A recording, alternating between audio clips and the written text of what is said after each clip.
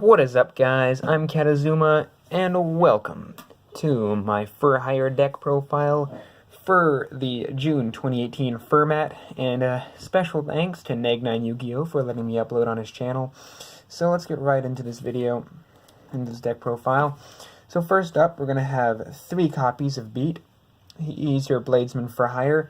For Beat's sake, run 3 of this card. Like, it's very good. It's a very good card.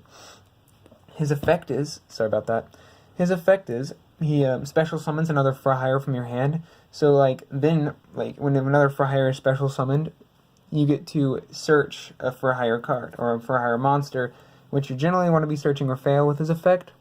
So let's move on to Raphael. So Raphael is super good, so when he's special summoned, you flip up cards off the top of your deck, equal to the number of Fur Hires you control besides himself with different names, then you get to add one of those cards.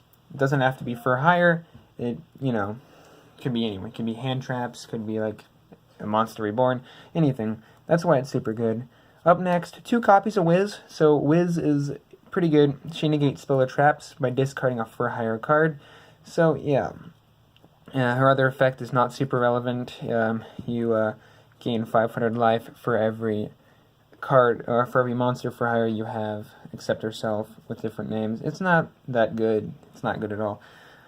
Up next, 1 copy of Dyna. He's alright. He banishes stuff from the opponent's graveyard up to the number of Fur Hires you control besides himself. Not super good. That's it for the boss monsters, except for Beat. Beat's just the most important card in the deck. We've got Bravo, the fighter Fur Hire. So, his effect is, when another Fur Hire is special summoned, he does special summon another one, by the way. When another Fur Hire is special summoned, all your monsters gain 500 attack, which is pretty good for OTKing. I run 3 of him. Up next, 3 copies of Helmer, Helmsman Fur Hire. You discard 1 from your hand when another Fur Hire is special summoned, then you get to draw 1. You have to discard a Fur Hire card. Yeah. If it was any card, it'd be a lot better, but, it has to be for hire. So, up next, we've got 2 copies of Seal. Now, Seal is basically, he gets 1 from your grave instead of your deck, which I only run 2 because you won't always have Fur Hires in your grave to add. So I run 2 of him. For the last Fur Hires, I run 2 copies of Donpa. So he pops face-ups, and 1 copy of Recon, he pops face-down cards, which isn't as relevant because they can just chain the set card when you target it. But, that's why I run 2 Donpa instead of, and I run 1 Recon. That's it for the main Fur Hires. I don't run Sagitta because I don't think the card is very good. Yeah. Up next, for the hand traps, I run 2 Veiler and 2 Ogre.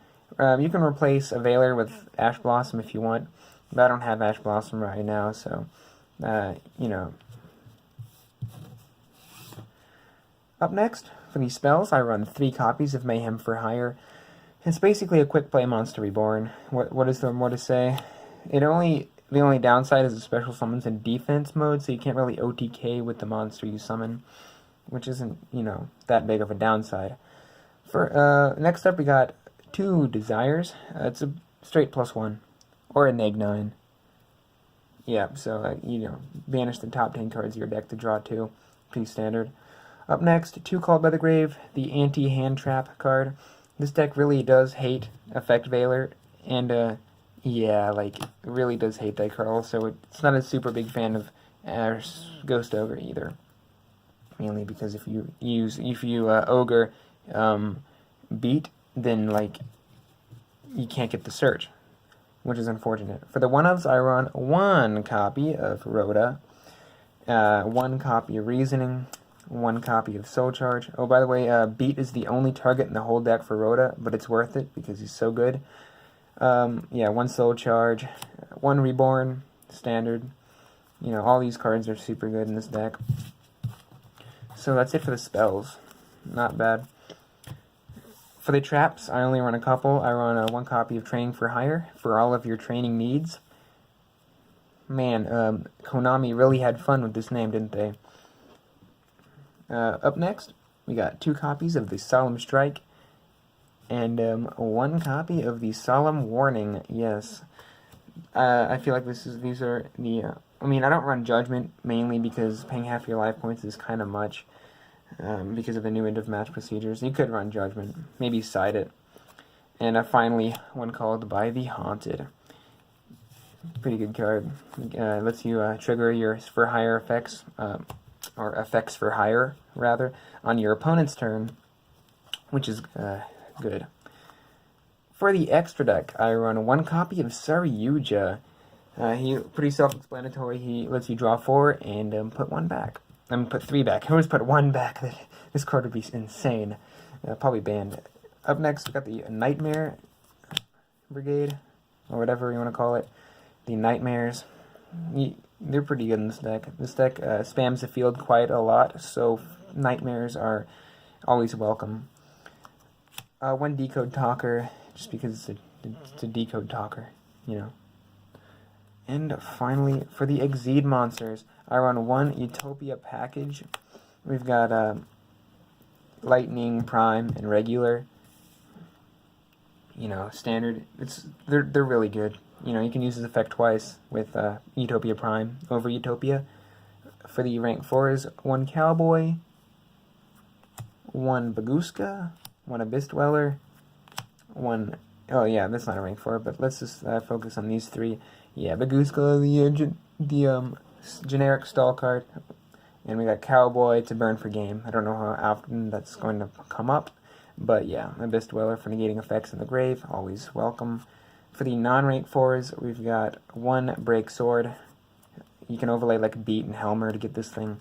1 Ronin Raccoon Sandio for the rank 2 plays. The only rank 2s I believe are Recon and Donpa. Always welcome if you do get both of them. And for the rank 8, I run 1 copy of 38 Hope Harbinger to overlay 2 of your Lafarals or Raphael to get this guy. It's a super good negate spells. It's definitely welcome in this deck. So again, special thanks to Nigma Yu-Gi-Oh for letting me upload to his channel. And yeah, this has been Katazuma signing off.